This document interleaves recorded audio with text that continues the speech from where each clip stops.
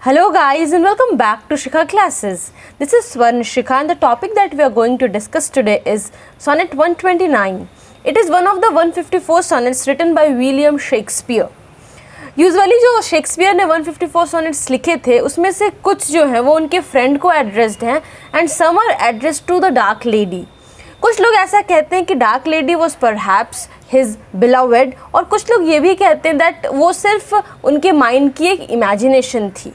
Through his poems, William Shakespeare has portrayed the black lady as someone having black, wiry hair and dark brown skin, and someone who is portrayed as being quite sexual. This sonnet was first of all published in 1608, and it is also known by the first line of this poem, that is, the expense of spirit in a waste of shame. Sonnet in spirit resembles a passionate dramatic monologue and seems to be expressed by a man who looks back at an act of physical love with bitter fury at its contrasting aspects.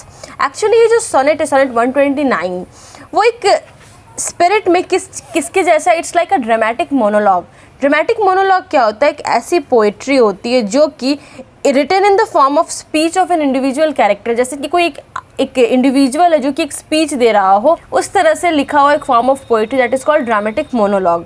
तो इसमें भी कुछ इसी तरह से है कि एक आदमी है जो कि who looks back act of love making, उस पर वो देखता है and at that time he might have found pleasure in that act, but after that he is filled with that fury, that anguish, that anger, because that physical love that may provide a satisfaction, that may provide happiness for a very short period of time, but after that a person is filled with anguish because वक्त जो एक pleasure मिलता है उसके ख़त्म होने के बाद उसको वो pleasure की एक emptiness, एक guilt शायद वो भर जाता है इंसान के अंदर, एक आदमी के अंदर, और तब फिर वो बहुत गुस्से से भर जाता है, बहुत anguish, बहुत hatred से भर जाता है, but still he can't avoid it, he doesn't know the ways to avoid that lust. Poem को मैं लाइन बाय लाइन एक्सप्लेन करूँगी, मैं आपको सोनेट का मतलब भी समझाऊंगी, लेकिन उसके पहले आपको वर्ड मीनिंग जान लेना बहुत ज़रूरी है जो इस पोएम में यूज़ हुए हैं.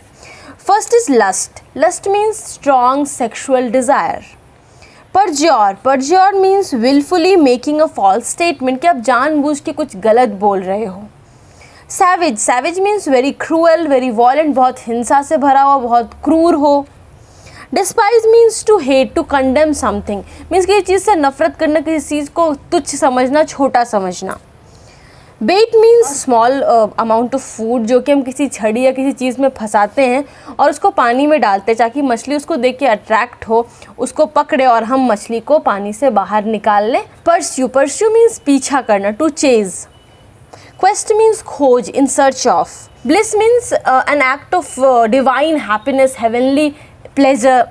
वो means curse, and proposed means intended or projected, and finally shun means to avoid. तो सोनेट होता क्या है? तो मैं छोटे में कुछ टर्म्स है जिसको एक्सप्लेन यहाँ पे कर दे रही हूँ. अगर आपको डिटेल्ड में उन टर्म्स को समझना हो तो आप नीचे डिस्क्रिप्शन में जाइए, हर एक टर्म पे एक वीडियो है और उसका लिंक डिस्क्रिप्शन में दिया है. तो सोनेट होने के लिए 3 फीचर्स का होना बहुत एसेंशियल है. First is that a sonnet is the poem of 14 lines. Sonnet में जो ज़्यादातर लाइन्स होते हैं वो एम्बिक पेंटामीटर में लिखे जाते हैं. Third characteristic of a sonnet is कि उसमें एक फिक्स्ड राइम स्कीम होता है. तो ये जो कि इंग्लिश सोनेट या फिर आप कह सकते हो शेक्सपियरियन सोनेट है, तो इसका राइम स्कीम क्या होता है? AB CD CD EF EF GG. अब एक शेक्सपियरियन सोनेट का एक और कैरेक्टरिस्टिक होता है कि उसमें 3 क्वार्ट्रेंस होते हैं और एक कपलेट होता है. Quatrains means a stanza of 4 lines. तो मैंने बोला 3 क्वार्ट्रेन, तो एक क्वार्ट्रेन में 4 लाइन थे, तो 3 क्वार्ट्रेन मीन्स 4 3 12 लाइन्स हो गए, एंड 1 कपलेट. कपलेट में सिर्फ 2 लाइन्स होते हैं, तो 12 + 2 14 लाइन्स आपके कंप्लीट हो गए. यूजुअली एक शेक्सपियरियन सोनेट या इंग्लिश सोनेट में जो कपलेट होता है वो एक टर्निंग पॉइंट होता है पोएम का. Now let me give you a line by line description of the poem. The expense of spirit in a waste of shame is lust in action. Until action, lust is perjured, murderous, bloody, full of blame, savage, extreme, rude, cruel, not to trust. This was the first quatrain. और इसमें आप देखेंगे कि first second line, second third line, third fourth line, ये जो है वो continue कर रहा है। जैसे मान लीजिए कि जो क्वाट्रेन का फर्स्ट लाइन है वहाँ पे सेंटेंस कंप्लीट नहीं हो रहा, सेंटेंस जो है वो सेकेंड लाइन तक कंटिन्यू कर। So this continuation of one sentence from one line of a poem to another line is called enjambment. तो इंजैममेंट यहाँ पर यूज हुआ है। Now what the poet is trying to say is the expense of spirit means the vital energy, the useful energy is wasted in the act of lust. Means in the process of making love, a vital energy of a person is wasted. It's quite a wasteful process and as well as a shameful process. And when this lust is in action, when this process is going on, then it feels like it's a source of pleasure. जैसे कि एक बहुत ही खुशी का एक क्षण हो, लेकिन once it is completed, it leads to prejarment. It feels as if ये सब कुछ एक false था, ये बहुत temporary था। और in the third and the fourth line, poet ये describe करते ये जो process ये कितना dangerous, कितना anguish से भरा हुआ हो सकता है। मीन्स इसके बारे में सोचना, ये प्रोसेस में इन्वॉल्व होना, एंड देन आफ्टर मैथ, उसके बाद ये इंसान को बहुत ही क्रूअल, वॉयलेंट बना सकता है, एक ब्लेमफुल इंसान बना सकता है, जो कि शायद जिस पर किसी कोई ट्रस्ट नहीं करे, जो किसी पर ट्रस्ट नहीं करे। मीन्स ये जो एक एक्ट है, this lustful act that converts a person into a person with very very very bad qualities, very violent characteristics. Enjoyed no sooner but despised this trait. Means the poet is trying to say कि someone who has involved in that physical love, in that act of physical love, maybe he would have enjoyed at that time. उस वक्त उन्होंने enjoy किया होगा, but अब after that act is completed, in the aftermath, he is despising it, he is like condemning it. वो उसको hate कर रहे हैं, वो उसको तिरस्कार कर रहे हैं, उसको कम समझ रहे हैं, छोटा समझ रहे हैं. Past reason hunted and no sooner had past reason hated as a swallowed bait. What the poet is trying to say कि पहले बिफोर कमिटिंग दैट एक्ट एक पर्सन जो है वो एक रीजन्स ढूंढता है to get indulge in that activity, in that action. But once he has done that, he now has reasons to hate that. He actually hates that why he has got involved in that physical act of love. It's just as a swallowed bait. यहाँ पर simile use हुआ है, मतलब ये comparison है उस situation का कि जैसे कि एक मछली है जो कि एक बेट को पकड़ लेती है एंड देन शी रियलाइजेस कि उसने ये गलत किया है, क्योंकि वो एक लालच में आ जाती है. वो जो खाने का टुकड़ा किसी स्टिक से लटका हुआ है तो उस लालच में उसको खाने जाती है एंड फाइनली जब वो फंस जाती तो वो रियलाइज़ करती है कि वो उसके लिए लालच था and she should not have done that. तो उस वक्त वो उस बेट को, वो उस खाने के टुकड़े को हेट कर रही होती है, but till that time it's very late.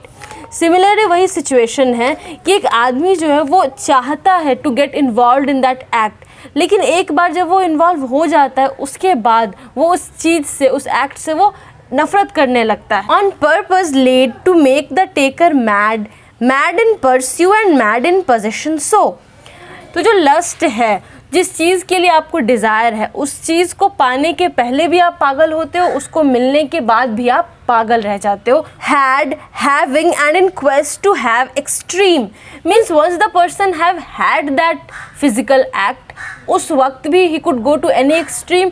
One while he is having that act, उस वक्त भी वो किसी भी एक्सट्रीम तक जा सकता है. And in quest to have, और अगर किसी को वो चीज़ नहीं मिली है तो उसकी सर्च में भी वो किसी भी हद तक जा सकता है, मीन्स बेहद हो सकता है. A bliss in proof and proved a very woe. That experience itself to getting involved in that process of love making इंसान को heavenly pleasures दे सकता है, but after that it becomes a curse. Curse, why curse? Because maybe वो आदमी किसी को betray कर रहा हो to get his lustful desire fulfilled, तो हो सकता है वो गिल्ट में उसको लगे, उसको बुरा लगने लगे, या फिर वो प्लेजर ख़त्म होने पर जो एक वॉइड, एक खालीपन उसके लाइफ में आए, उससे वो परेशान हो जाए. तो वो एक समय के लिए एक प्लेजर लगता है, एक ब्लेसिंग लगती है, but after that it becomes a woe, it becomes a curse. Before a joy proposed behind a dream means पहले, before that act, before fulfilling that lustful desire, a person imagines some happiness, some joy in it. वो सोचता है कि इसमें बहुत खुशी होगी, बहुत एक pleasure होगा. But after that act is complete, what that act leaves behind it is just a dream to Either it's a bad dream or it's a dream to have that pleasure again. So it never fulfills you for a greater period of time. It just gives you a temporary pleasure for a very short period of time. Now the final couplet, the epigrammatic piece in the sonnet. All this the world well knows, yet none knows well to shun the heaven that leads men to this hell. तो यहाँ पे haven का क्या sense है? Heaven means the heavenly pleasures, वो खुशी, वो आनंद जो उस शॉर्ट पीरियड ऑफ टाइम में आती है while that lustful desire is being fulfilled. And hell means the extremeness, the rudeness, the anger, the anguish that a person feels after that act is complete, and after the blankness, that voidness again enters his mind. इस couplet के through, ये 2 line के through poet क्या कह रहे हैं कि all this the world well knows, ये सारी चीज़ों के बारे में दुनिया के हर लोग जानते हैं, yet none knows well, लेकिन कोई भी अच्छे से ये बात नहीं जानता, to shun the heaven, to avoid that heavenly experience, to avoid that lustful desire. जो लस्ट एक इंसान के अंदर आता है उसको कैसे अवॉइड किया जाए ये बात कोई नहीं जानता. वो डिज़ायर, वो एक्सपीरियंस जो after that, after it's completed, it leads to hell, it leads to a feeling of displeasure, sadness. So here we go, the poem is completed, the line well and description is completed. So actually what the poet is trying to say is maybe his own insight into the deepest fears and feelings about lust. Lust के बारे में जो deepest एक डर होता है, जो feelings होती है, उस इस पोएम के थ्रू मे बी पोएट अपनी फीलिंग्स को ही एक्सप्रेस कर रहे होंगे. Hope you guys understood this poem, like the description, then don't forget to hit the like button, share this video with your friends. और अगर आपने सब्सक्राइब नहीं किया तो सब्सक्राइब कीजिए, बगल के बेल आइकन को प्रेस कीजिए. और अगर आपको किसी और टॉपिक में प्रॉब्लम है तो कमेंट बॉक्स में लिख करके मेंशन कीजिए, या फिर आप मेरे फेसबुक पेज पर भी मैसेज कर सकते हैं. See you in the next video. Till then, keep smiling. Have wonderful days. Thank you.